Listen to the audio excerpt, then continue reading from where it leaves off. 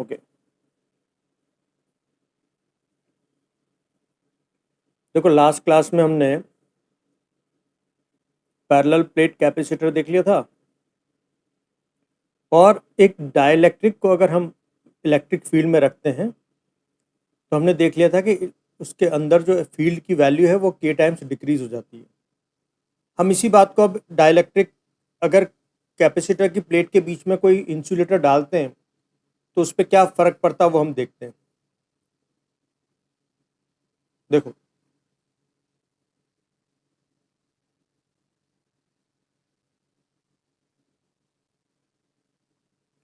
मान लो ये हमारे पास पैरेलल प्लेट कैपेसिटर है। इसकी प्लेट का एरिया ए और दोनों प्लेट के बीच की डिस्टेंस डी है। ठीक है, हमने क्या किया, इसके बीच में एक डाइलेक्ट्रिक स्लैब डाल दी जिसका डाइलेक्ट्रिक कांस्टेंट के है और इसकी विड्थ है टी। ठीक है, और ये तुम्हारा कैपेसिटर बैटरी से कनेक्टेड है अभी।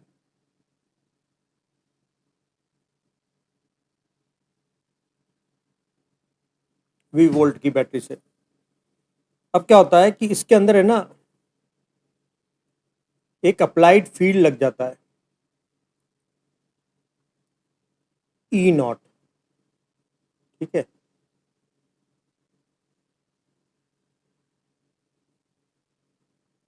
हमने देखा था कि जब इंसुलेटर को इलेक्ट्रिक फील्ड के बीच में डालते हैं तो उसका ये एंड नेगेटिव और ये वाला एंड पॉजिटिव हो जाएगा, क्योंकि अंदर जो उसके मॉलिक्यूल्स हैं वो अपने आप को इस तरह से अलाइन कर लेते हैं डायपोल बन करके। ठीक है, हमने पोलराइजेशन देखा था, है ना। तो अंदर एक इंड्यूस इलेक्ट्रिक फील्ड इंड्यूस हो जाता है, इलेक्ट्रिक फील्ड आई एन। तो इस प्लेट के बीच में जो नेट फील्ड होगा वो मैंने बताया था ना, applied field minus induce field. तो ये अप्लाइड अपॉन के टाइम्स हो जाता है, यानी के टाइम्स ये डिक्रीज हो जाता है फील्ड। ठीक है, अब हम है ना, अब इसका कैपेसिटेंस निकालना चाहते हैं। तो कैपेसिटेंस हम कैसे निकालते हैं, क्यू बाय वी से। वी हम कैसे निकालते हैं, ई डी से। लेकिन इलेक्ट्रिक फील्ड है ना, अलग अलग जगह पर अलग अलग है। जहाँ पर ये स्लैब है वहाँ पर electric field E nought by K, और जहाँ पर स्लैब नहीं है वहाँ पर ई नॉट है। ठीक है, तो अब देखो V equal to E nought field कितनी जगह पर है, जहाँ पर स्लैब नहीं है, और ई नॉट बाय के फील्ड कहाँ पर है, जहाँ पर स्लैब है। ठीक है, तो हम ई नॉट को कॉमन निकाल लेते हैं। ये हो जाएगा D minus T plus T by K, और अंदर फील्ड हमको पता है सिग्मा अपॉन एप्सिलॉन नॉट होता है। डी माइनस टी कॉमन ले लो तो 1 - 1 अपॉन के हो जाएगा, और ये क्यू अपॉन ए होता है, charge density, charge per unit area. Important derivation है ना, बोर्ड में 5 मार्क्स के क्वेश्चन में आता है ये वाला। तो ये हो गया पोटेंशियल। तो capacitance equal to Q by V करेंगे हम। तो Q upon Q D minus T 1 - 1 upon K into A epsilon nought. तो मीडियम में, यानी अगर कोई बीच में मीडियम डाला जाए तब कैपेसिटेंस जो हो जाता है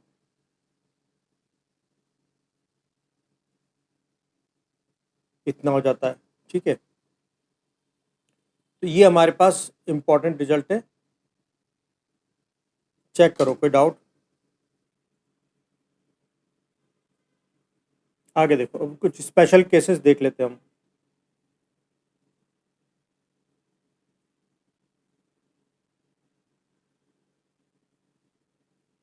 नंबर 1,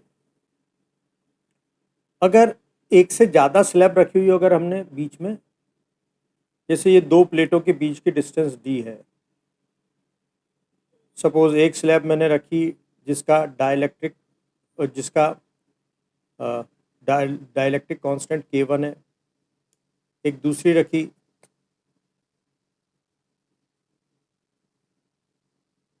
ये हमारे पास कैपेसिटर की प्लेट्स हैं, इनके बीच की डिस्टेंस है d, एक स्लैब, दूसरी स्लैब, ऐसे कितनी भी स्लैब हम रख सकते हैं ना। मान लो इसकी विड्थ है T1, इसकी विड्थ है T2, इसकी विड्थ है T3, इसका डाइलेक्ट्रिक कांस्टेंट K1, इसका डाइलेक्ट्रिक कांस्टेंट K2 और इसका डाइलेक्ट्रिक कांस्टेंट K3 है। तो इस सिस्टम का कैपेसिटेंस हो जाएगा A epsilon nought upon D minus T1 1 minus 1 upon K1 minus T2 1 minus 1 upon K2। ऐसे जितनी भी स्लैब हो ना उतने आगे हम इसको n टर्म्स तक ले जा सकते हैं। ठीक है, ये हो जाएगा। दूसरी बात कि अगर हम बीच में पूरा मटेरियल ही डाल दें, फुली फिल्ड, मतलब हम क्या करें, इस कैपेसिटर की प्लेट्स के बीच में एक डाइलेक्ट्रिक डाल दें, पूरी स्पेस को फिल करता हुआ, जिसका डाइलेक्ट्रिक कांस्टेंट K हो। यहां पर हमने क्या किया, T और D एक ही बात है। ठीक है, तो अब देखो जैसे C इक्वल टू क्या हो जाएगा, A epsilon nought upon D minus, T की जगह भी D आ जाएगा, 1 माइनस 1 अपॉन K। तो ये हो जाएगा A epsilon nought upon D minus D plus D by K। ये हो जाएगा, K ऊपर चला जाएगा, K एप्सिलॉन नॉट A, ये दोनों तो कैंसिल हो जाएंगे, नीचे बच जाएगा D। तो ये देखो तुम क्या है, खाली एयर होती तो एयर में तो होता A epsilon naught by D, तो देखो ये K टाइम्स हो गया। तो अगर पूरी फिल कर देते हो तो अब कैपेसिटेंस K टाइम्स बढ़ जाता है। ठीक है, अब हम इस पर बेस्ड कुछ क्वेश्चंस करेंगे। उसको स्पेशल केस में पढ़ लें या हम अलग अलग कर लें? नहीं, पहले अपन को वो पढ़ना पड़ेगा, कॉम्बिनेशंस। ठीक है, उसके बाद करेंगे। पहले एक आध क्वेश्चन तो हम कर लेंगे। एक क्वेश्चन देखो,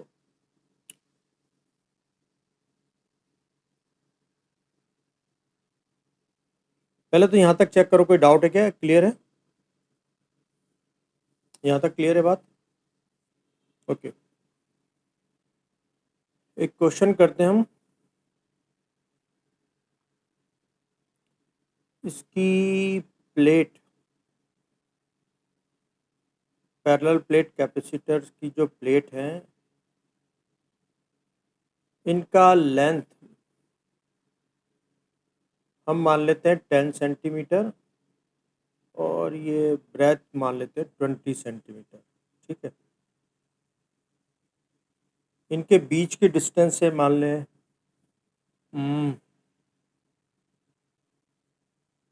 20 मिलीमीटर, और ये स्लैब हम मान लेते हैं 10 मिलीमीटर की। इसका डाइलेक्ट्रिक कांस्टेंट हम सपोज कर लेते हैं 2। तो इसका कैपेसिटेंस बताओ। तो पहले आप ट्राई करो, फिर मैं बताऊंगा। ट्राई करें।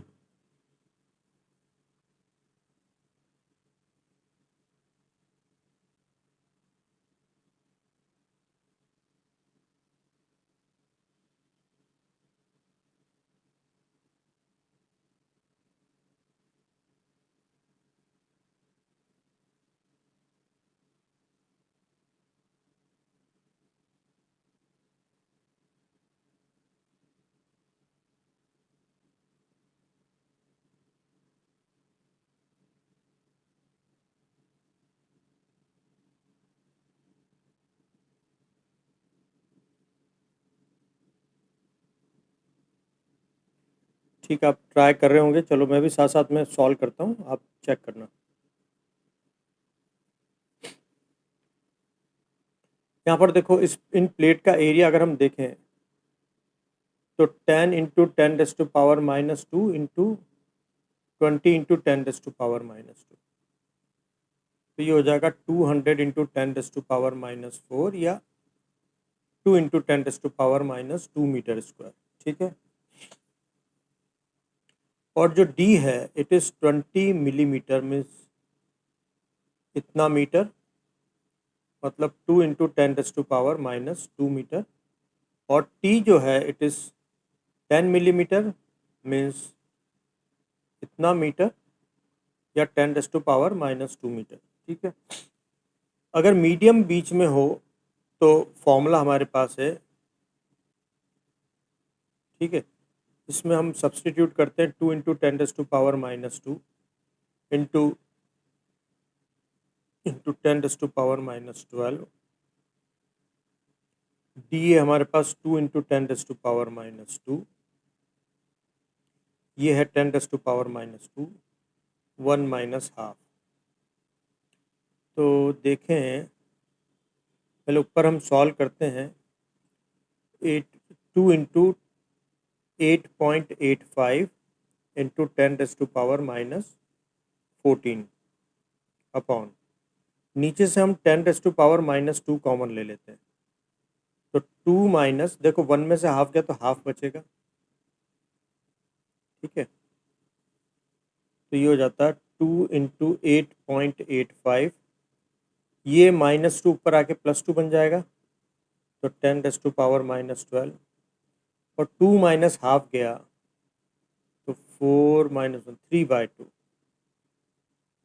तो ये हो जाएगा 4 इंटू 8.85 बाय 3 इंटू 10⁻⁻12 फैरड। ठीक है, अब इसको आगे हम सॉल्व कर लेंगे मल्टीप्लाई और डिवाइड करके, तो इतना कैपेसिटेंस आ जाएगा। चेक करें, देखें कोई डाउट है क्या, और राइट या रॉन्ग बताना अपना आंसर। ओके, तो ये हो गया। अब हम आगे चलते हैं कॉम्बिनेशंस ऑफ कैपेसिटर, फिर हम मिला करके कंबाइंड क्वेश्चंस करेंगे। तो फर्स्ट है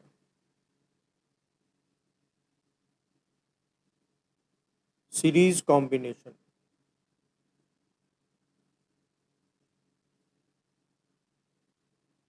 ठीक है, जैसे मान लो कैपेसिटर्स को मैं ऐसे कनेक्ट करूं,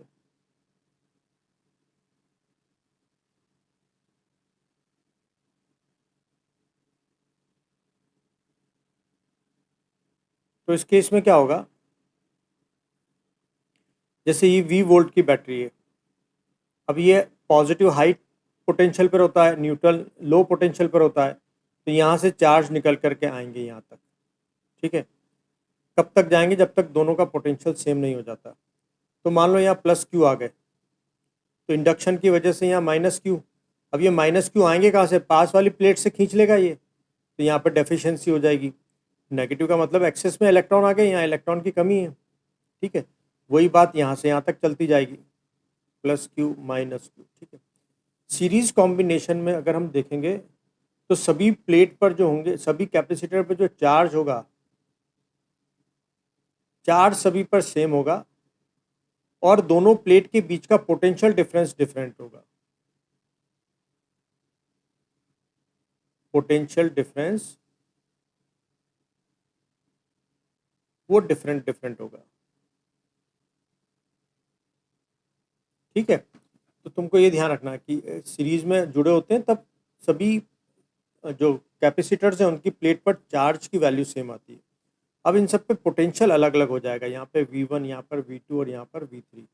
ठीक है, इनका जो कैपेसिटेंस है, ये पहले वाले का है C1, दूसरे वाले का है C2 और तीसरे वाले का है C3। ठीक है, अब सुने, देखो ये जो पोटेंशियल होता है ना, ये एक्चुअली में 1 कूलम चार्ज को फ्लो कराने में जो काम करती है ना बैटरी, अभी हम आगे सीखेंगे नेक्स्ट चैप्टर में। ये जो V लिखा है, V का मतलब क्या है, ये बैटरी 1 कूलम का चार्ज इस सर्किट में फ्लो कराएगी, तो उसमें ये कितना काम करेगी, V के बराबर। वो काम का एक हिस्सा V1 यहाँ से फ्लो कराने में, यहाँ से फ्लो कराने में और यहाँ से फ्लो कराने में, तो एनर्जी कंजर्वेशन के हिसाब से V1 V2 V3 का सम V के बराबर ही तो होना चाहिए। फिर से ध्यान से सुनना, बैटरी पूरे सर्किट में चार्ज 1 कूलम चार्ज को फ्लो कराने में जो वर्क डन करती है इट इज V। उस V का V1 हिस्सा पहले वाले कैपेसिटर से फ्लो कराने में, V2 सेकंड कैपेसिटर से 1 कूलम चार्ज फ्लो कराने में वर्क डन, और V3 थर्ड कैपेसिटर से 1 कूलम चार्ज फ्लो कराने में वर्क डन है। तो एनर्जी कंजर्वेशन के हिसाब से मैं बोल सकता हूँ V1 plus V2 plus V3 equal to V। तो मैं लिखूंगा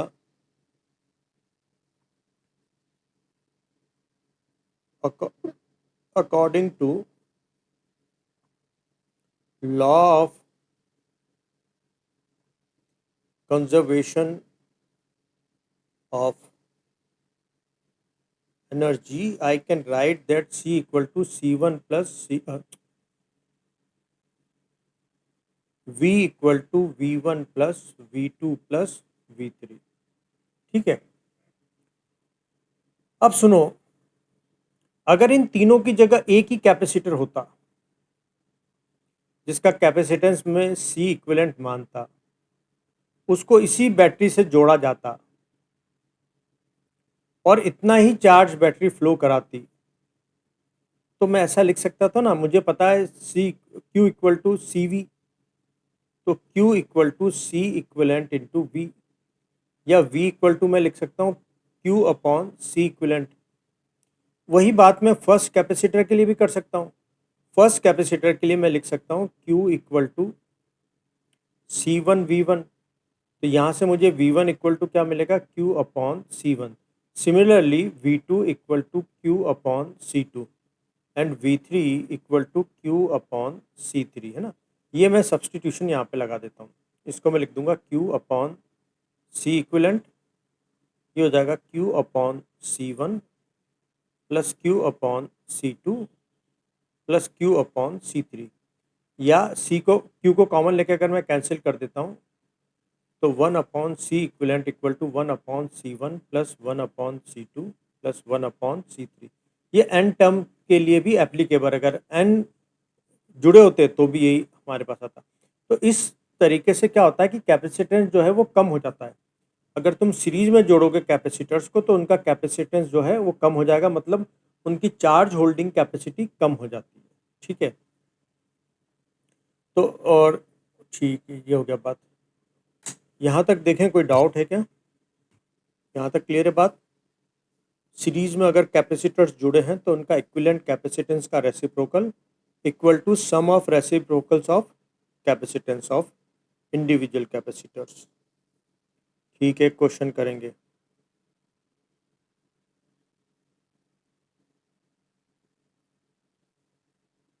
मान लो मेरे पास 3 कैपेसिटर्स जुड़े हुए हैं,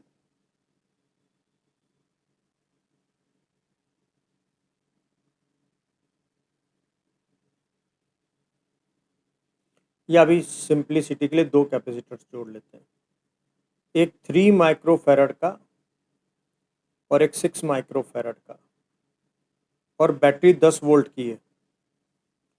तो नंबर 1 मैं जानना चाहता हूँ equivalent capacitance, number 2 charge on each capacitors, number 3 potential difference between plates of each capacitor. क्योंकि क्या होगा, जैसे इसकी प्लेट है एक हायर पोटेंशियल पर और इसकी लो पोटेंशियल पर, तो इन दो पोटेंशियल में डिफरेंस कितना है वो V1 से डिनोटेड है ना। नंबर 3 और कुछ कर सकते हैं हम इसमें, नहीं ठीक है, ये 3 चीज़ें हमको फाइंड आउट करनी है। तो फर्स्ट क्वेश्चन पहले आप ट्राई करो फिर मैं बताता हूँ।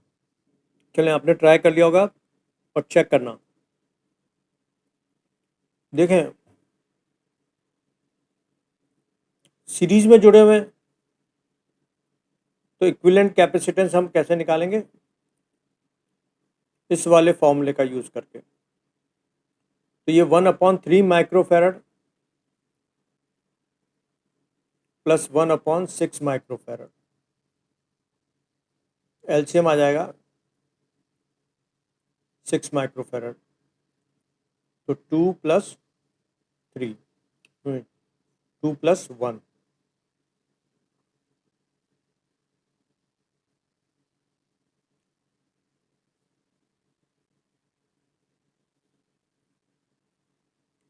तो C इक्विवेलेंट आ जाएगा 2 माइक्रोफैरड। चेक करें क्या आपका आंसर सही है।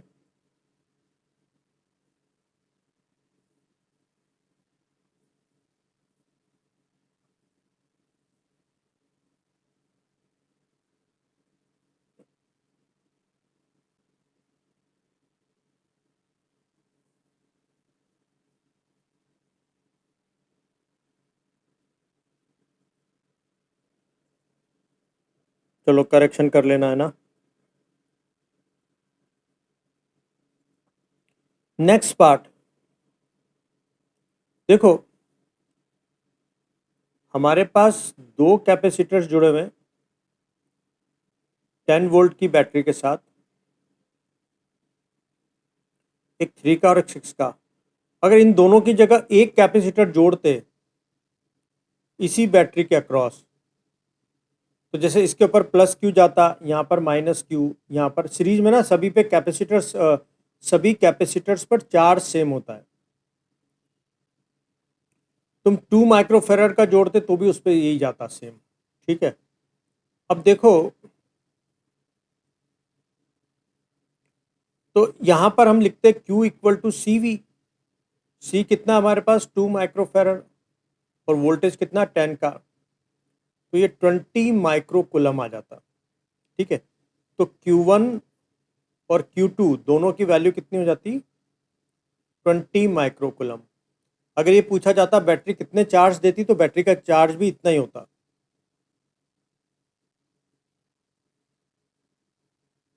चार्ज प्रोवाइडेड बैटरी, उसका आंसर भी यही आ जाता 20 माइक्रोकुलम। चेक करें कोई डाउट है क्या। ओके, सुने अब थर्ड।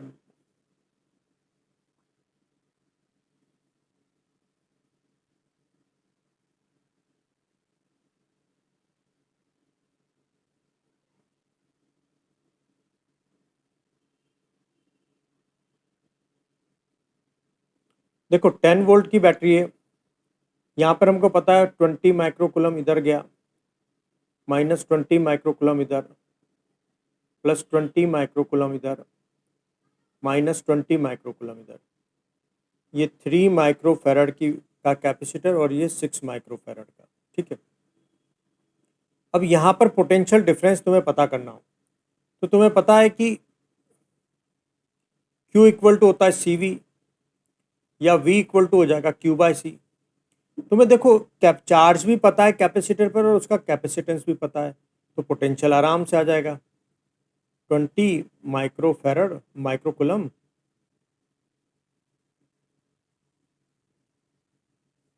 और ये कैपेसिटेंस है 3 का, तो 20/3 वोल्ट। यहाँ पर कितना आ जाएगा पोटेंशियल 20/3 वोल्ट। ठीक है, यहाँ पर निकालना है तो V2 इक्वल टू Q/C2।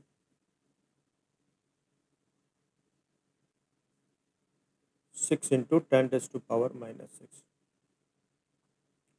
तो ये हो जाएगा 10/3 वोल्ट।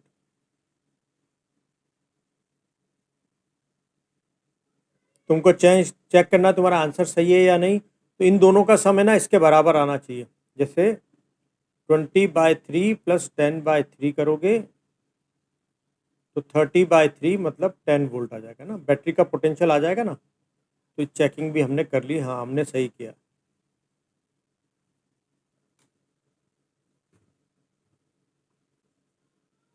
चेक करो देखो क्लियर है।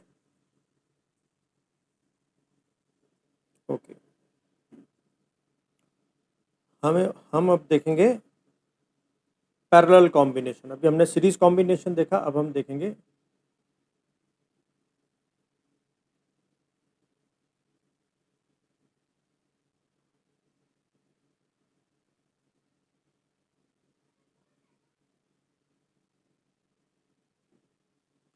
देखो पैरेलल कॉम्बिनेशन में क्या होता है, कैपेसिटर्स का प्लेट के बीच में पोटेंशियल डिफरेंस सेम होता है।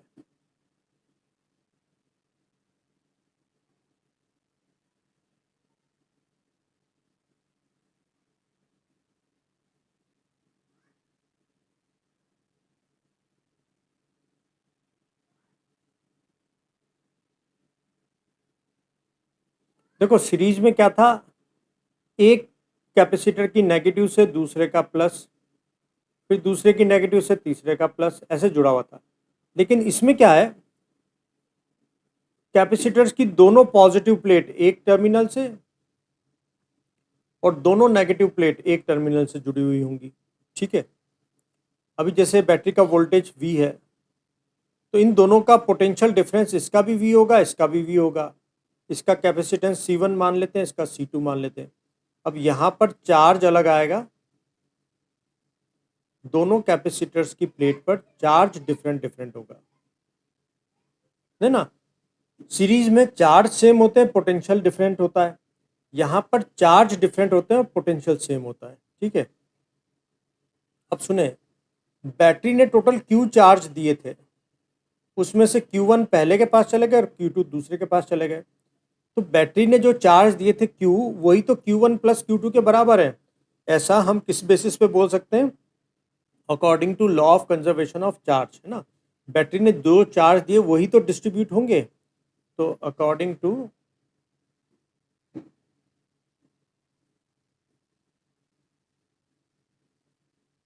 लॉ ऑफ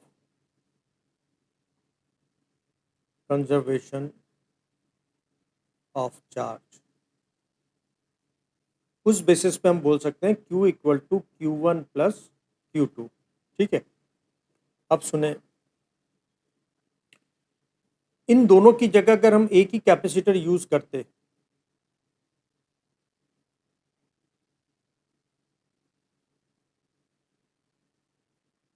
अगर इन दोनों की जगह हम एक ही कैपेसिटर यूज करते और उसका कैपेसिटेंस होता C इक्विवेलेंट, और उसको इसी बैटरी से जोड़ा जाता जिससे इन दोनों को जोड़ा गया है, और टोटल चार्ज Q और माइनस Q होता जो बैटरी ने दिया हुआ है टोटल चार्ज। ठीक है, तो हम Q की जगह क्या लिखते, C इक्विवेलेंट इंटू V। ऐसे ही Q1 को रिप्लेस की जगह हम क्या लिखेंगे, C1V। Q2 की जगह क्या लिखेंगे, C2V। इन वैल्यूज को हम यहाँ पर रख देते हैं, C equivalent into V, C1V plus C2V।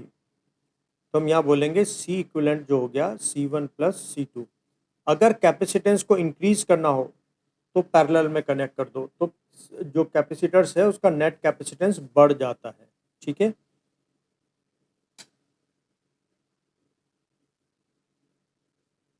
Check करें, यहाँ तक क्लियर है बात। ठीक है, इस पर बेस्ड क्वेश्चन देखते हैं।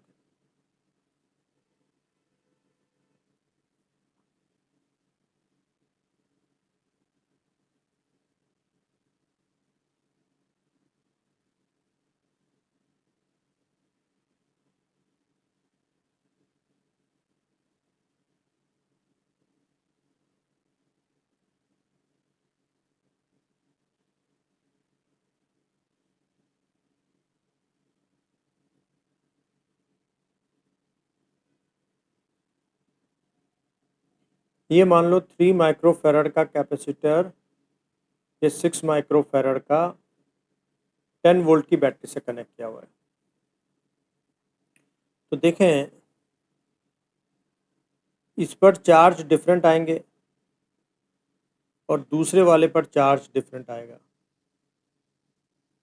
ठीक है, तो मैं यहाँ पर जानना चाहता हूँ, नंबर 1,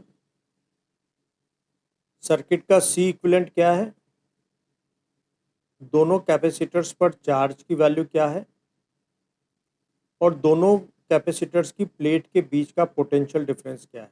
ठीक है, पहले मैं आपको ट्राई करने का मौका दे रहा हूँ, आप ट्राई करो और फिर मैं बताता हूँ आपको, है ना। ट्राई करें आप। ओके, आपने ट्राई कर लिया होगा, चेक करते हैं। सुने, पैरेलल में इफेक्टिव कैपेसिटेंस जो होता है it is C1 plus C2, तो 3 माइक्रोफैरड प्लस 6 माइक्रोफैरड तो मीन्स 9 माइक्रोफैरड। ठीक है, ये हो जाएगा फर्स्ट। फिर हमको दोनों पर चार्ज पता करना है। ठीक है, तो Q1 और Q2 का वैल्यू फाइंड आउट करना है। तुम अगर ध्यान से देखो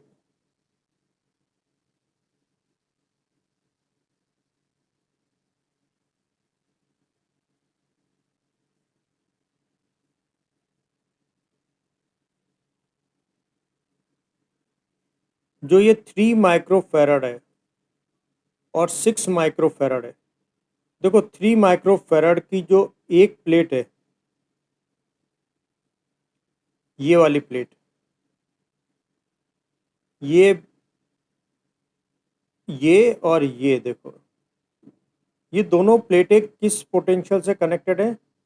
10 वोल्ट से। तो इसकी प्लेट्स के बीच का पोटेंशियल डिफरेंस कितना है? 10 वोल्ट। हमको अगर V और C पता हो तो हम Q निकाल सकते हैं ना, क्योंकि Q1 इक्वल टू क्या हो जाएगा? C1V। C कितना है? 3 माइक्रोफैरड और वोल्टेज कितने का? 10। दोनों प्लेट के बीच में पोटेंशियल डिफरेंस 10 वोल्ट का है, तो 30 माइक्रो कुलम। ठीक है, ये हो जाएगा। अब अगर हम Q2 की बात करें तो Q2 की प्लेटें देखते हैं किसके बीच में कनेक्टेड है। देखो, यानी 6 माइक्रोफैरड की प्लेट जो है उनके अक्रॉस भी पोटेंशियल डिफरेंस 10 वोल्ट का ही तो होगा। तो हम क्या करेंगे यहाँ पर? C2V, C2 means 6 microfarad into 10 volt, तो 60 इंटू 10⁻⁻⁶ मतलब 60 माइक्रोकुलम। देखो, जिसकी कैपेसिटी ज़्यादा उसके पास ज़्यादा चार्ज आएंगे ना। देखो Q2 की वैल्यू तुम देख सकते हो Q1 से बड़ी है। भाई जिसकी कैपेसिटी ज़्यादा, जैसे 6 की कैपेसिटी 3 से डबल थी तो उस पर चार्ज भी डबल आए। ठीक है, अब तीसरी बात, फर्स्ट वाले का भी पोटेंशियल डिफरेंस 10 वोल्ट है और सेकंड वाले का भी पोटेंशियल डिफरेंस 10 वोल्ट है, क्योंकि दोनों सेम बैटरी के एक प्लेट से ही तो कनेक्टेड हैं। तो चेक करें और बताएं राइट है या रॉन्ग आपका आंसर। Good, okay. अब है ना मिक्स कॉम्बिनेशन पे चलते हैं, दोनों मिलाकर के हो तो।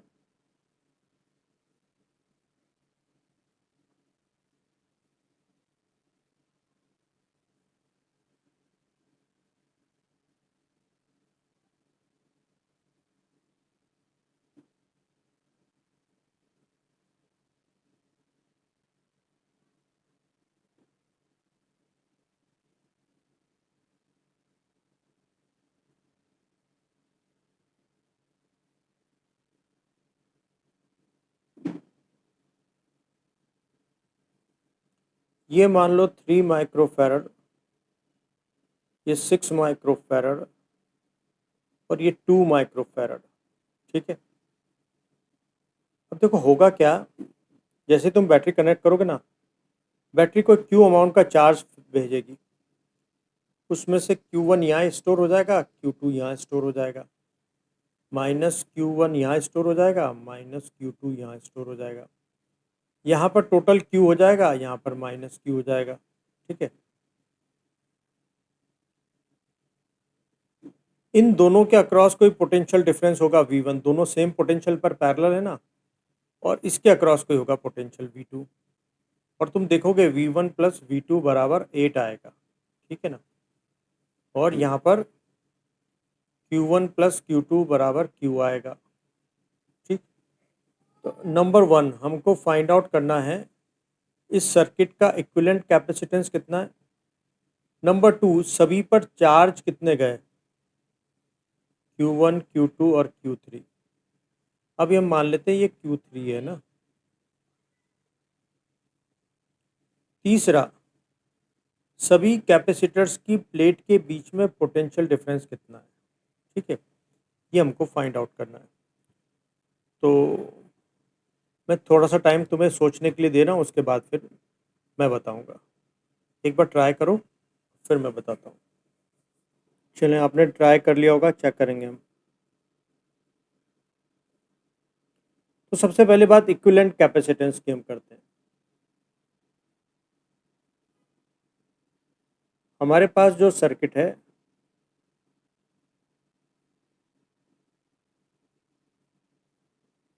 वो ऐसा है, ये 3, ये 6 और ये 2। यहाँ से हमको दिख रहा है कि 3 और 6 जो है वो पैरेलल में ना। देखो, दोनों की एक प्लेट एक एंड पर और दूसरी प्लेट दूसरे एंड पर है, ठीक है। और उसके साथ 2 वाला सीरीज में है। तो पहले हम ये जो पैरेलल है इसका निकाल लेते हैं। तो इसका मैं मानता हूँ इतने हिस्से का कैपेसिटेंस हम मान लेते हैं C1, ठीक है। तो C1 जो हो जाएगा वो, अच्छा, C1 की जगह हम मान लेते हैं W1, ठीक है। तो W1 इक्वल टू हो जाएगा C1 प्लस C2, क्योंकि ये पैरेलल में है। तो 3 प्लस 6 मतलब 9 माइक्रोफैरड, ठीक है। और अब यानी अब तुमने क्या कर लिया, अब इस सर्किट को ऐसे रिप्लेस कर लिया, 9 माइक्रोफैरड और 2 माइक्रोफैरड। अब देखो, 9 और 2 सीरीज में है। अब इन दोनों का इफेक्टिव मैं W2 मान लेता हूँ। तो 1/W2 इक्वल टू 1/9 या 1, ठीक है, 9 प्लस 1/2। एलसीएम हो जाएगा 9 ने 18 आ जाएगा एलसीएम। तो 2 और 9, तो W2 हो जाएगा हमारे पास 18/11 माइक्रोफैरड, ठीक है। तो सर्किट का जो इक्विवेलेंट कैपेसिटेंस है इट इज़ 18/11 माइक्रोफैरड। चेक करें, देखो कोई डाउट? ओके। अब देखो, सभी कैपेसिटर्स पर हम चार्ज निकालते हैं, ठीक है। तो अब हम सेकंड में निकालना जा रहे हैं Q1, Q2, Q3। हमने देखो, हमने क्या किया, इन तीन की जगह अगर एक ही कैपेसिटर लेते, मतलब 3, 6 और 2 को हमने काय में रिप्लेस कर दिया, एक कैपेसिटर में, जिसका वैल्यू 18/11 माइक्रोफैरड है, ठीक है। ये हमने इक्विवेलेंट कैपेसिटेंस निकाल के लाए ना। तो ये बैटरी से जुड़े हुए हों या ये अकेला जुड़ा हुआ हो, सेम रिजल्ट आएगा। अब यहाँ पर देखो, हमको कैपेसिटेंस पता है।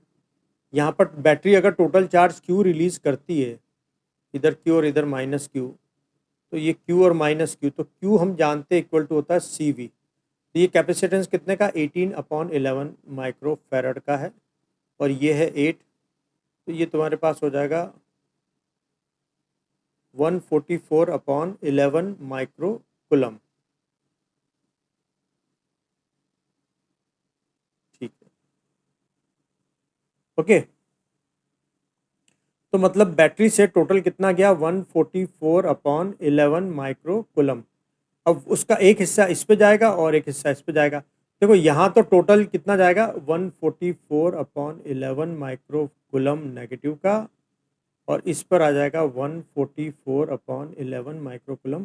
तो Q3 की वैल्यू तो मुझे पता लग गई। Q3 तो है 144/11 माइक्रोकुलम। अब Q1 और Q2 निकालना है। उसके लिए क्या करो, ये दोनों जो इफेक्टिव थे वो 9 के थे, क्योंकि हमको पता है ना 3 और 6 मिलके 9 माइक्रोफैरड बनते थे, और इनके साथ ये 2 माइक्रोफैरड का था। और यहाँ पर हमारे पास थी 8 वोल्ट की बैटरी, ठीक है। 8 वोल्ट की बैटरी ने टोटल चार्ज भेजा 144/11 का। वो इधर गया और इधर गया, ऐसे यहाँ प्लस 144/11 और माइनस 144/11, ठीक है। अब देखो इस 9 माइक्रोफेरड का मेरे को चार्ज और कैपेसिटेंस पता है, तो मैं पोटेंशियल डिफरेंस निकाल लूंगा। V इक्वल टू होता है Q/C। इधर कर लेते हैं। देखो V इक्वल टू होता है Q/C। अगर तुम ये 9 माइक्रोफेरड पे देखो तो इसकी वैल्यू है 9 माइक्रोफेरड। ओह सॉरी, चार्ज है 144/11 माइक्रोकुलम, और ये है 9 × 10⁻⁻⁶। तो इससे ये काट दो और ये हो जाएगा तुम्हारे पास 144/99 वोल्ट। ठीक है, अब तुम्हें पोटेंशियल पता है, देखो समझो।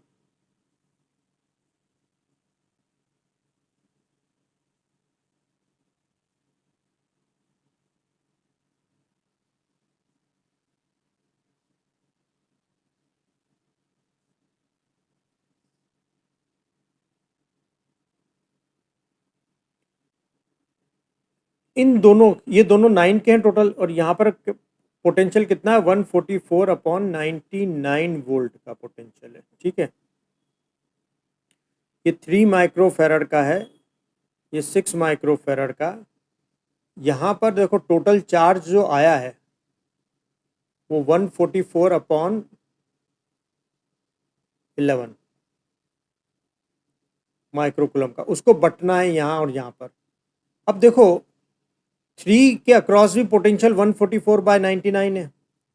अब मेरे को Q निकालना हो तो Q इक्वल टू CV होता है। कैपेसिटेंस कितने का है 3 माइक्रोकुलम, और वोल्टेज कितना है 144/99। तो 3 से इसको कैंसिल कर देंगे तो यहाँ पर चार्ज आ जाएंगे 144/33 माइक्रोकुलम।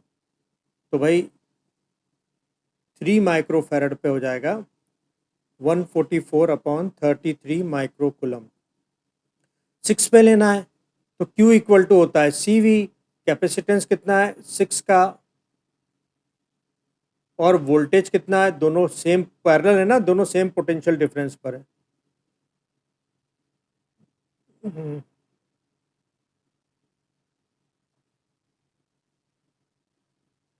तो ये हो जाएगा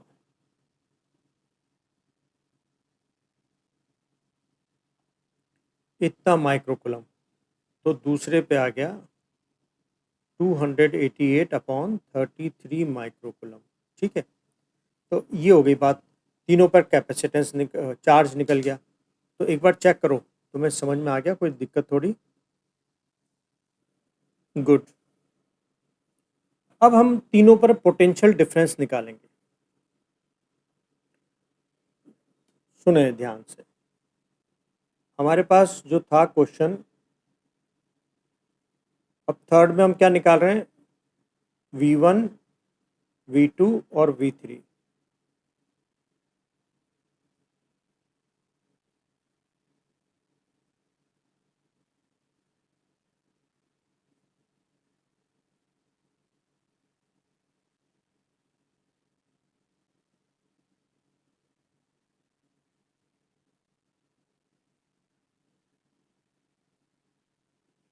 देखो हमने अब तक देख लिया, ये 2 माइक्रोफेरड, ये 3 माइक्रोफेरड, ये 6 माइक्रोफेरड, इनके अक्रॉस जो पोटेंशियल है वो 144/99। अब देखो 8 में से इतना यहाँ गया तो बचा हुआ यहाँ पे आ जाएगा, या तो ऐसे निकाल लो या फिर एक और तरीका अपने पास। हमने देखो चार्ज देख लिया, बैटरी जो भेजती है 144/11 माइक्रोकुलम, उसमें से इसके हिस्से में जाता है 144/99, कितना क्या था 33 माइक्रोकुलम इसके पास जाता है, यानी 144 माइनस का अपॉन 33 माइक्रोकुलम इसके पास जाता है 144/11 माइक्रोकुलम माइनस 144/11 माइक्रोकुलम, और इसके हिस्से में आता है 288 288/33 माइक्रोकुलम -288/33 माइक्रोकूलम। देखो 3 और 6 के अक्रॉस तो इतना ही वोल्टेज है, तो V1 की वैल्यू मतलब 3 माइक्रोफेराड के अक्रॉस पोटेंशियल डिफरेंस 144/99 वोल्ट, और 6 के अक्रॉस भी सेम है क्योंकि दोनों पैरेलल में है ना, पैरेलल में दोनों के अक्रॉस पोटेंशियल डिफरेंस सेम होता है। अब V3 मतलब 2 माइक्रोफेराड के अक्रॉस निकालना है। देखो तुम्हें C और V पता है, नहीं Q और C पता है, तो V इक्वल टू क्या हो जाएगा, Q/C।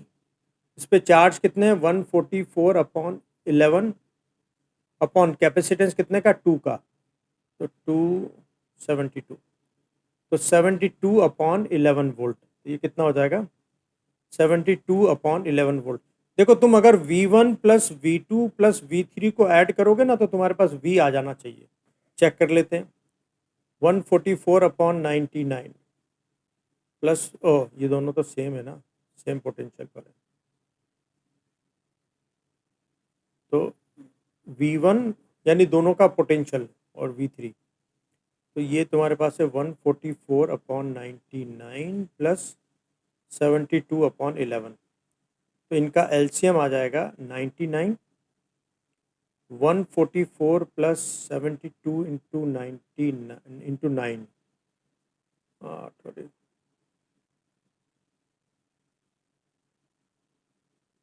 तो 648 में 144 ऐड करो तो 2, 9 और 7, तो 792/99। तुम देखो 99 टाइम्स 8 कितना ही होगा ना, इसको काटोगे तो 8 आ जाएगा, इन दोनों को अगर तुम जोड़ते तो 8 आ जाता, तो 72/11 वोल्ट। ठीक है, चेक करो, कोई डाउट हो तो बताओ। इसमें एक्चुअली कैलकुलेशन थोड़ी गलती से टेढ़ी मेढ़ी हो गई।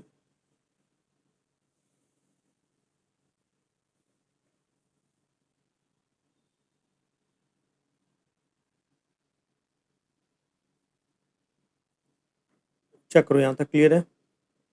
मैं तुम्हें एक क्वेश्चन और दूंगा, अगर ये पूरा क्लियर समझ में नहीं आया तो एक थोड़ा एक और देंगे जिसमें कैलकुलेशन ईजी है।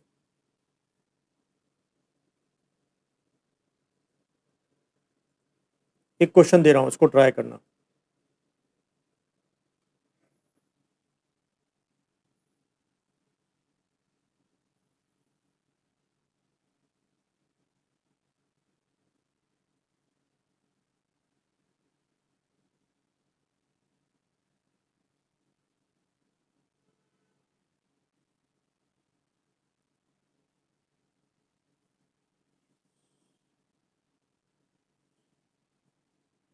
ये है 10 माइक्रोफैरड, ये है 15 माइक्रोफैरड, और ये है 2 माइक्रोफैरड।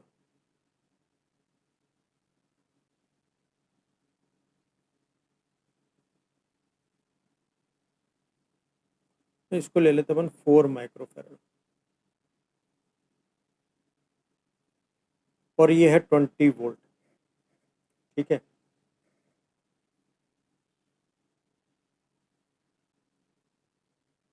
ये हमारे लिए कैपेसिटर नंबर 1, ये 2 और ये 3। ठीक है, बैटरी क्या करेगी, बैटरी टोटल Q अमाउंट का चार्ज भेजेगी, उसमें से एक हिस्सा Q1 यहाँ चला जाएगा, -Q1, यहाँ पर Q2, -Q2, Q3, -Q3। इसकी प्लेटों के बीच में पोटेंशियल डिफरेंस V1, इसका V2 और इसका V3 है। तो हमें क्या पता करना है, हमें पता करना है नंबर 1 इसका equivalent capacitance, number 2 Q1, Q2 और Q3 की वैल्यू, नंबर 3 V1, V2 और V3 की वैल्यू। तो पहले आप ट्राई करेंगे फिर मैं बताऊंगा। देखो आपने ट्राई कर लिया होगा, आप चेक करते हैं। तो हम सबसे पहले फर्स्ट निकालेंगे C इक्विवेलेंट। देखो कैपेसिटर हमें ऐसे दिए हुए हैं,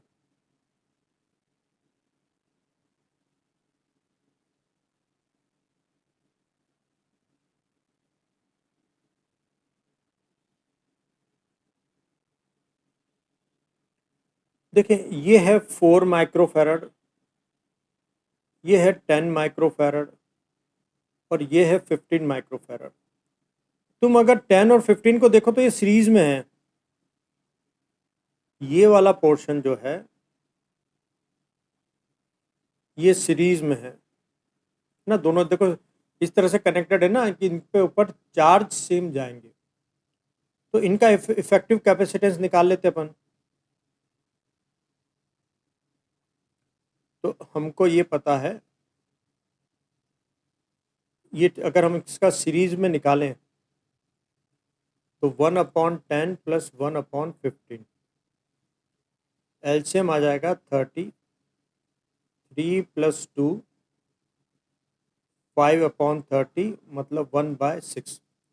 तो सीरीज वाले का तो हो गया 6 माइक्रोफैरड। ओके, अब हम इसको बदल करके ऐसा लिख सकते हैं,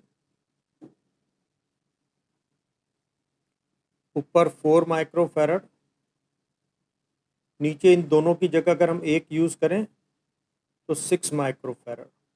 ठीक है, अब देखें ये जो है ये पैरेलल में है, तो पैरेलल में हम पैरेलल का निकाल लेते हैं। तो पैरेलल में ऐड हो जाते हैं तो 10 माइक्रोफैरड। ठीक है, तो कुल मिलाकर के अब ये भी अगर बदलते तो हम किस में लिख लेते, इनकी जगह अगर एक आता तो 10 माइक्रोफैरड का आता है। ठीक है, तो इक्विवेलेंट कैपेसिटेंस कितना हो गया हमारे पास, 10 माइक्रोफैरड।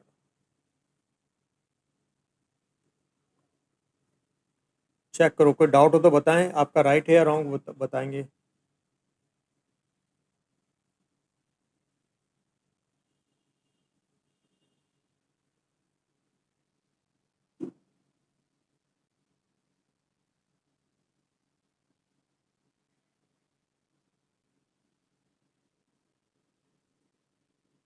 गुड।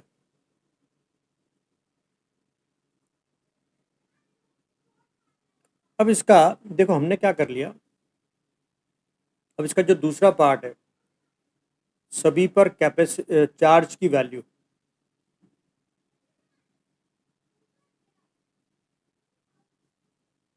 हमारे पास जो एक्चुअल सर्किट था वो ऐसा था, 4, 10, 15। हमने उसको बना लिया 10 माइक्रोफैरड का।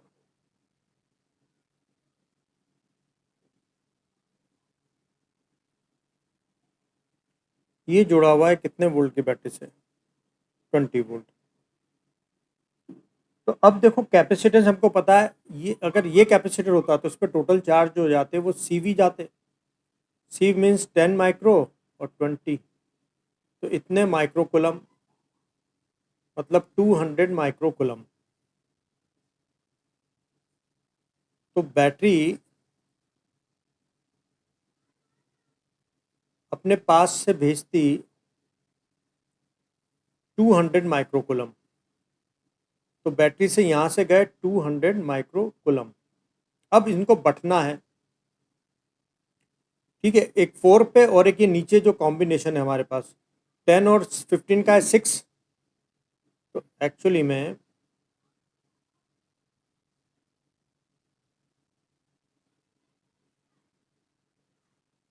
ये है 4 माइक्रोफैरड, ये है 6 माइक्रोफैरड, है ना, 10 और 15 का कॉम्बिनेशन। तो ये जो 200 माइक्रोकुलम आया है उसका एक हिस्सा ऊपर जाएगा और एक हिस्सा नीचे जाएगा। तो हम चेक कर लेते हैं।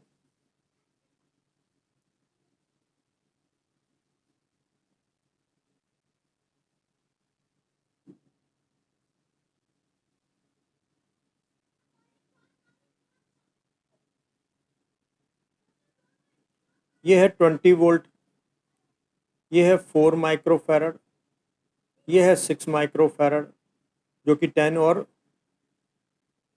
15 का सीरीज कॉम्बिनेशन है। यहाँ नहीं लिखता, गड़बड़ हो जाएगी ना।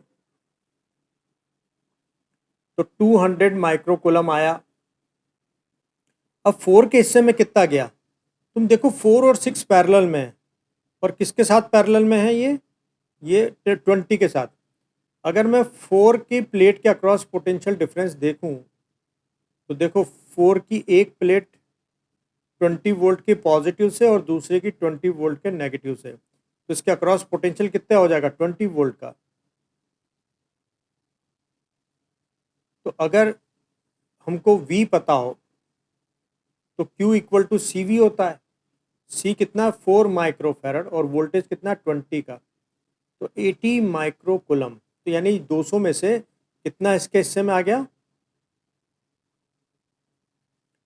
इसके हिस्से में आ गया है 80 माइक्रोकुलम प्लस का यहाँ पर और माइनस का 80 माइक्रोकुलम यहाँ पर। अब इन दोनों पर जो 10 और 15 के उन पर टोटल कितना गया, देखो अगर मैं देखूं 6 वोल्ट की बैटरी के अक्रॉस 6 वोल्ट के 6 माइक्रोफेराड के कैपेसिटर के अक्रॉस पोटेंशियल डिफरेंस, तो इसकी एक प्लेट जुड़ी हुई है भाई 20 की पॉजिटिव से और दूसरी प्लेट जुड़ी हुई है 20 के नेगेटिव से, तो इसके अक्रॉस भी पोटेंशियल कितना है 20 का, क्योंकि दोनों पैरेलल में कनेक्टेड है ना। तो भाई इसके अक्रॉस भी चार्ज जो हो जाएगा CV से 6 माइक्रो फैरड इंटू वोल्टेज 20 का, तो 120 माइक्रोकुलम। तो इस पे कितने चार्ज आएंगे, प्लस 120 माइक्रोकुलम और माइनस 120 माइक्रोकुलम। देखो 80 प्लस 120 200 हो जाएगा ना टोटल जो बैटरी का चार्ज है। अब देखो कि 10 और 15 सीरीज में है, 10 माइक्रोफेरड और 20 और 15 माइक्रोफेरड, इन दोनों पे चार्ज सेम जाएगा ना।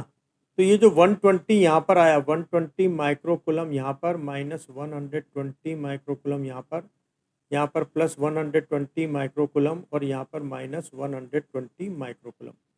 तो अब देखो हमको चार्ज सब पे पता लग गया। Q1 हमने इसको 1 माना था, तो Q1 पर हमारे पास चार्ज है 80 माइक्रोकुलम।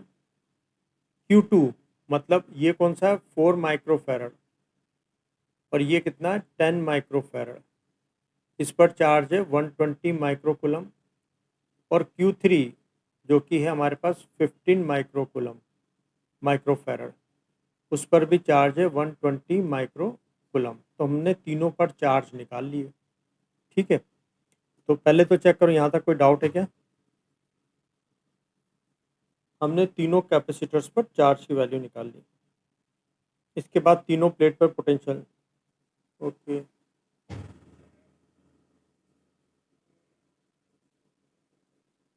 ठीक है। अब तीनों के अक्रॉस पोटेंशियल डिफरेंस हमको फाइंड आउट करना है। अरे ठीक है, एक पेज यहाँ पे यूज करते हैं।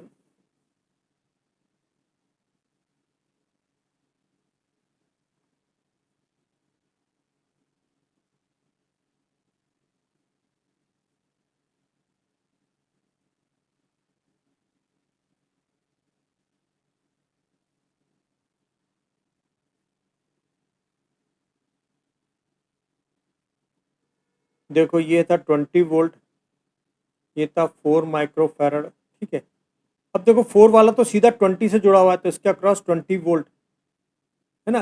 बाकी तुम एक और तरीके से निकाल सकते हैं, यहाँ पर 80 माइक्रोकुलम था चार्ज, तो V इक्वल टू होता है Q/C।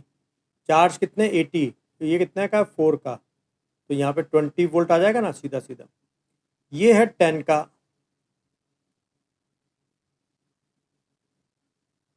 ये है 15 माइक्रोफेरड। और इन पर जो चार्ज है ना दोनों सीरीज में, तो दोनों पर चार्ज का वैल्यू सेम जाएगा। यहाँ पर प्लस 120 माइक्रोकुलम, यहाँ पर माइनस 120 माइक्रोकुलम, यहाँ पर प्लस 120 माइक्रोकुलम और यहाँ पर माइनस 120 माइक्रोकुलम।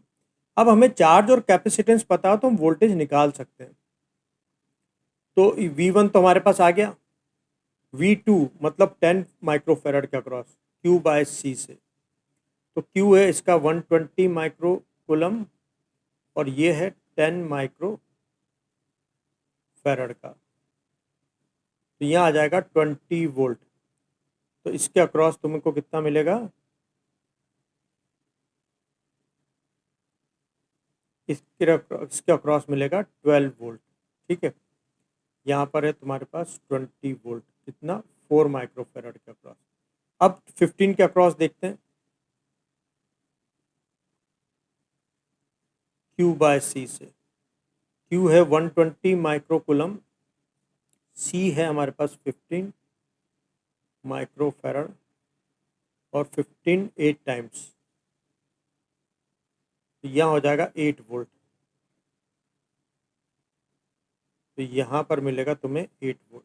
ठीक है, तो हमने तीनों कैपेसिटर के अक्रॉस पोटेंशियल भी निकाल लिया। चेक करें, कोई डाउट है क्या? ठीक है, अब तुम्हें ना कॉम्बिनेशन की कुछ प्रैक्टिस करनी पड़ेगी। हालांकि बोर्ड में बहुत सिंपल से आते हैं, लेकिन फिर भी तुम्हें प्रैक्टिस करनी पड़ेगी ना। प्रैक्टिस बुक मैंने तुमको शेयर कर रखी है।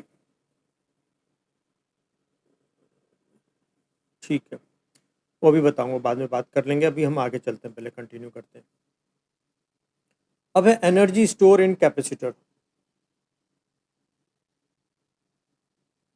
देखो होता क्या है, जैसे ही तुम किसी कैपेसिटर को किसी बैटरी के टर्मिनल से कनेक्ट करते हो, तो भाई ये बैटरी का पॉजिटिव टर्मिनल है, ये नेगेटिव है, ये न्यूट्रल है, तो ये हाई पोटेंशियल पर है तो ये चार्ज भेजना शुरू कर देता है। लेकिन ये एक साथ चार्ज नहीं भेजता, चार्ज टुकड़ों टुकड़ों में जाते हैं। ठीक है, ऐसे ही फिर यहाँ पर ये हायर पोटेंशियल पर है तो चार्ज यहाँ से निकल करके बैटरी के नेगेटिव टर्मिनल तक आते हैं। क्योंकि हमको पता है ना, चार्ज हाई पोटेंशियल से लो पोटेंशियल की तरफ मूव करता है। कब तक करता है? जब तक दोनों का पोटेंशियल सेम नहीं हो जाता है। अब मान लो किसी वक्त इसकी प्लेट पर, ये इसका कैपेसिटेंस सी है, हमने 20 वोल्ट की बैटरी से कनेक्ट किया हुआ है। किसी वक्त क्यू चार्ज और यहाँ पर माइनस क्यू चार्ज हो गया। अब बैटरी जैसे ही अगला डी क्यू चार्ज भेजना चाहती है, देखो पहला चार्ज पहुंचाने में तो बैटरी को कोई काम नहीं करना पड़ेगा, लेकिन अगला जैसे ही चार्ज पहुंचाने की कोशिश करेगी तो ये वाला पॉजिटिव इस पॉजिटिव को रिपेल करेगा। इस रिपल्शन के अगेंस्ट बैटरी को काम करना पड़ेगा, और उस काम का एक हिस्सा तो हीट की फॉर्म में लूज हो जाता है, और बचा हुआ हिस्से से यहाँ पर इलेक्ट्रिक फील्ड बनने लगता है। तो कुछ एनर्जी स्टोर हो जाती है और कुछ डेसिपेटेड हो जाती है सराउंडिंग में। ठीक है, तो इसमें कितनी एनर्जी स्टोर हुई हम उसकी बात करेंगे। ठीक, अब बैटरी को जो काम करना पड़ा ना, वो कांस्टेंट नहीं है, वो एक फोर्स के अगेंस्ट काम करना पड़ा, और फोर्स वेरिएबल था। पहले जैसे 0 फोर्स लगा, फिर आखिरी जब बिट पहुंचाएगी तब उसको मैक्सिमम फोर्स लगाना पड़ेगा। तो बैटरी, देखो जो भी, अब मान लो किसी वक्त कैपेसिटर पर चार्ज क्यू थे, तो पोटेंशियल जो हो जाएगा वो क्यू बाय सी हो जाएगा। इस पोटेंशियल के अगेंस्ट बैटरी को डी क्यू अमाउंट का चार्ज भेजना पड़ा। तो वर्क डन जो हमको पता होता है वो change in potential energy. Change in potential energy होता है पोटेंशियल और कितना चार्ज तुमने भेजा। तो बैटरी ने डी क्यू अमाउंट का चार्ज भेजा वी डैश पोटेंशियल पर, मतलब Q by C into D Q पर। अगर मेरे को टोटल वर्क डन कैलकुलेट करना है, जो कि total change in potential energy के बराबर आएगा, टोटल वर्क डन कैलकुलेट करना है, तो ऐसे सारे छोटे छोटे वर्क डन को मैं जोड़ दूंगा, तो वो डी यू के बराबर हो जाएंगे, वो Q by C D Q के बराबर हो जाएंगे। चार्ज मैंने 0 से कैपिटल क्यू तक कर दिया मान लो, तो मैं जो टोटल वर्क डन कर रहा हूँ, जो डी यू के इंटीग्रेशन के बराबर है, जो ये मतलब integration of D W C D Q के बराबर है। चार्ज हमने 0 से कैपिटल क्यू तक कर देना है। तो इसकी पहले पोटेंशियल एनर्जी जब चार्ज नहीं था तब 0 थी, फाइनल पोटेंशियल एनर्जी हम यू मान लेते हैं। तो this work done equal to D U का integration U from 0 to U, इसमें से 1/c बाहर आ जाएगा, Q D Q from 0 to Q. ठीक है, तो total work done equal to potential energy equal to 1/c, Q का इंटीग्रेशन हो जाएगा Q square by 2 from 0 to Q. तो पोटेंशियल एनर्जी हो जाएगी हाफ सी और क्यू स्क्वायर, है ना, upper limit minus lower limit, limit 0 डालोगे तो जीरो हो जाएगा। तो ये हो गया अपने पास क्यू स्क्वायर। तो इतनी एनर्जी स्टोर हो जाएगी। ठीक है, किस फॉर्म में वो भी अभी समझाता हूँ मैं। तो हमें एक चार्ज कैपेसिटर की पोटेंशियल एनर्जी मिल गई Q square by two C. इसकी और भी फॉर्मेट देखते हैं। हमको पता है Q equal to C V होता है। तो अगर मैं इसको सब्सटीट्यूट करूँ तो C square V square upon two C, ये हो जाएगा हाफ सी वी स्क्वायर। इसके अलावा मैं सी को भी तो लिख सकता हूँ क्यू बाय वी। ठीक है, तो अगर वो डालता मैं,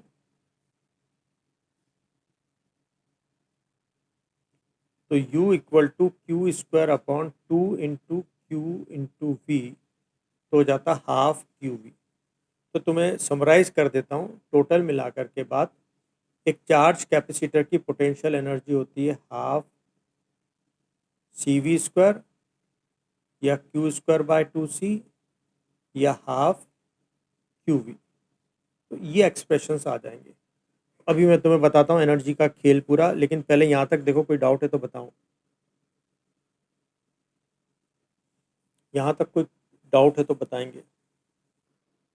मैं तुम्हें एनर्जी कंजर्वेशन का पूरा खेल समझाता हूँ, हुआ क्या यहाँ पर। देखो, ये वो पैरेलल प्लेट कैपेसिटर्स की प्लेट्स हैं। ठीक है, इनको हमने बैटरी से कनेक्ट किया।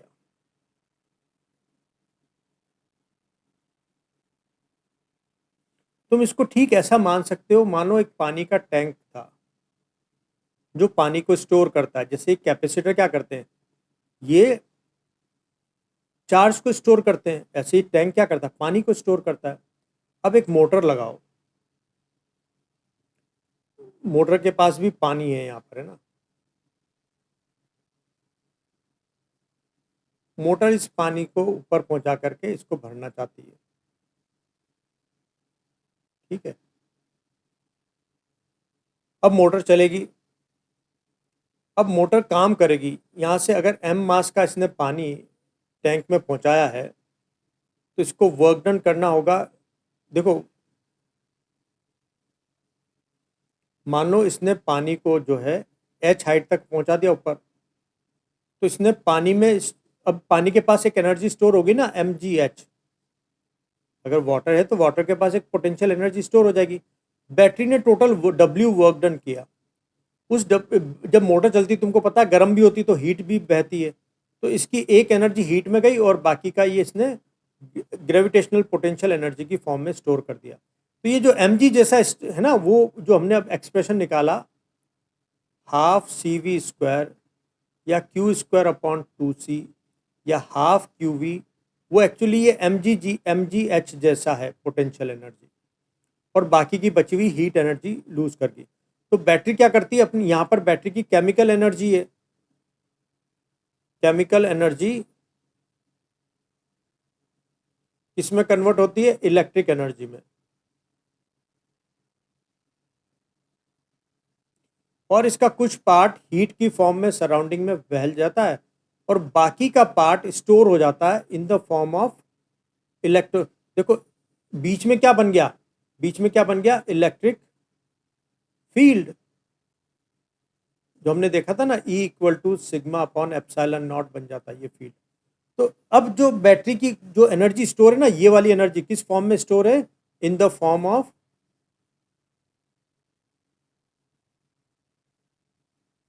Electric field. ठीक है ना, इसका मतलब जहां पर भी इलेक्ट्रिक फील्ड बनेगा वहां एनर्जी स्टोर होती है। अब आगे हमारे पास एक टर्म और है, एनर्जी डेंसिटी। चेक करो पहले, यहां तक क्लियर है बात। तुम्हें ये एनर्जी कंजर्वेशन समझ में आ गया कि जो कैपेसिटर के प्लेट्स के बीच में स्टोर होती है ना एनर्जी, ये हाफ सी वी स्क्वायर, ये किस फॉर्म में स्टोर होती है, ये इलेक्ट्रिक फील्ड की फॉर्म में स्टोर होती है। यानी इस एनर्जी की कॉस्ट पर इलेक्ट्रिक फील्ड बन गया। अब इस इलेक्ट्रिक फील्ड से वापस एनर्जी भी हम रिटेन वापस गेन कर सकते हैं। हीट को वापस नहीं लिया जा सकता, लेकिन इस स्टोर एनर्जी को हम वापस ले सकते हैं। पहले यहां तक चेक करो, यहां तक क्लियर है बात।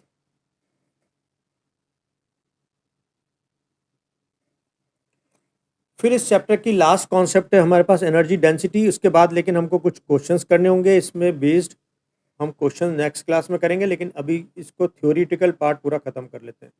इसका एक लास्ट टॉपिक है हमारे पास, एनर्जी डेंसिटी।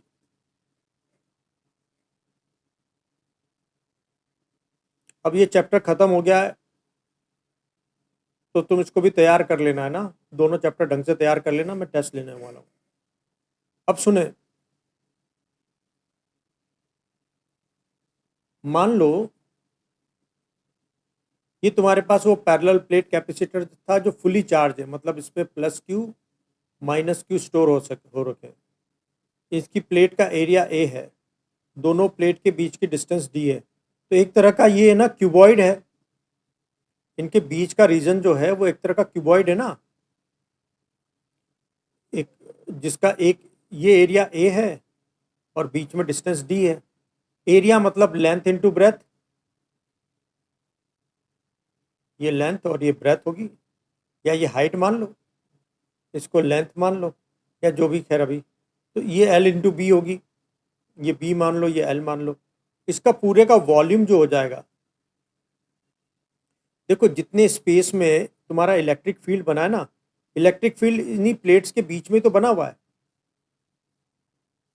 तो कितने वॉल्यूम में ये इलेक्ट्रिक फील्ड बना है भाई, ये इलेक्ट्रिक फील्ड जितने वॉल्यूम में बना है वो वॉल्यूम है ए इंटू डी, क्योंकि length into breadth into height होता है ना, क्यूबॉइड हो गया एक तरह का, length into breadth into height. इतने वॉल्यूम में कितनी एनर्जी स्टोर है, इतने वॉल्यूम में एनर्जी स्टोर है हाफ सी वी स्क्वायर। तो भाई एडी वॉल्यूम में stored energy half C V square, unit volume में, यानी वन वॉल्यूम में, यूनिट वॉल्यूम में, या तुम इसको यूनिट भी बोल सकते हो, यूनिट वॉल्यूम में stored energy half C V square by A D, है ना। अगर ए डी में इतनी स्टोर है तो वन में इतनी स्टोर होगी, इसी को बोलते हैं एनर्जी डेंसिटी। तो एनर्जी डेंसिटी क्या होता है, एनर्जी पर यूनिट वॉल्यूम, मतलब 1 मीटर क्यूब में स्टोर्ड एनर्जी। तो एनर्जी डेंसिटी इक्वल टू हो जाएगी सी वी स्क्वायर अपॉन 2 AD। अब हम इसके थोड़े सूटेबल फॉर्मेट में जाते हैं। हमारे पास इलेक्ट्रिक फील्ड ई है, तो हमको ई की टर्म में चाहिए एनर्जी डेंसिटी। ओके, अब तुम्हें पता है सी इक्वल टू होता है A epsilon naught by D, अगर बीच में हवा भरी हुई है। फिर तुमको एक रिलेशन और पता है ना, E equal to minus D V by D R. तो इलेक्ट्रिक फील्ड ई बना हुआ है, दोनों प्लेट के बीच का पोटेंशियल डिफरेंस वी है और दोनों प्लेट के बीच की डिस्टेंस डी है। तो हम वी की जगह क्या लिख सकते हैं, ई डी। तो ये दो चेंजेस हम लाएंगे, सी की जगह A epsilon naught by D डाल देंगे और वी की जगह ई डी। तो हमारे पास देखो एनर्जी डेंसिटी का जो एक्सप्रेशन था, it is C V square upon 2 AD। इसमें हमको सी की जगह सब्सटीट्यूट करना है A epsilon naught by D, और वी की जगह सब्सटीट्यूट करना है ई डी। ये दो सब्सटीट्यूशन हम लगाएंगे, तो ये हो जाएगा हमारे पास A epsilon naught by D into 1/2 AD को अलग हटाओ और v की जगह ई डी को अलग लिखो। ठीक है, देखो a से a कैंसिल हो गया, epsilon nought upon 2D² into E square into D square, D square से डी स्क्वायर कैंसिल कर दो, तो half epsilon not E square. तो तुम्हें ये समझना होगा कि किसी भी रीजन में अगर ई वैल्यू का इलेक्ट्रिक फील्ड है तो उसके पर यूनिट वॉल्यूम में half epsilon not E square energy stored है। तो ये हमारे पास इंपॉर्टेंट एक्सप्रेशन है जो हमने ड्राइव कर लिया। यहाँ तक देखो, कोई डाउट हो तो बताएं। लगभग चैप्टर ख़त्म, अब कुछ हम एडवांस चीज़ें पढ़ेंगे। Advance in the sense, in concept को ठीक से समझने के लिए हम सेल्फ एनर्जी का कॉन्सेप्ट पढ़ेंगे, और हम इसके बाद कुछ जो कैपेसिटर पे कुछ कॉम्प्लेक्स न्यूमेरिकल्स होते हैं वो देखेंगे। तो अब हमारी पास अगली क्लास, नेक्स्ट क्लास हम खाली क्वेश्चंस पे जाएंगे, इसके जो न्यूमेरिकल्स हैं वो वाला पार्ट करेंगे। तो ये चैप्टर फिनिश है हमारा, एक क्लास का और बचा हुआ है, मंडे को ही फिनिश हो जाएगा। अब देखो कोई डाउट हो तुम देखो, मैं तुम्हें बार बार वही बोलूँगा कि एनसीईआरटी का हर एक कोना रीड होना चाहिए, एनसीईआरटी का हर एक सॉल्व एग्जाम्पल, एनसीईआरटी के एक्सरसाइज, एडिशनल एक्सरसाइज सारी फिनिश होनी चाहिए ना। इसके अलावा जो मैंने एग्ज़ाम आइडिया दिया हुआ उसके क्वेश्चन से एक बार देख लोगे, और मैं बुकलेट एक तुम्हें और दूंगा, उसके सारे क्वेश्चंस कर लेना। मैं फिर टेस्ट लूंगा इलेक्ट्रोस्टैट का, दोनों चैप्टर 1 और 2 एक साथ मिला करके। चेक करो, कोई डाउट हो तो बताएंगे, नहीं तो क्लास को मैं एंड करूंगा। हर एक डेरिवेशन को ठीक से प्रैक्टिस कर लेना, लिख लिख करके चेक कर लेना सबको। ओके चलो, क्लास एंड कर रहा हूँ मैं।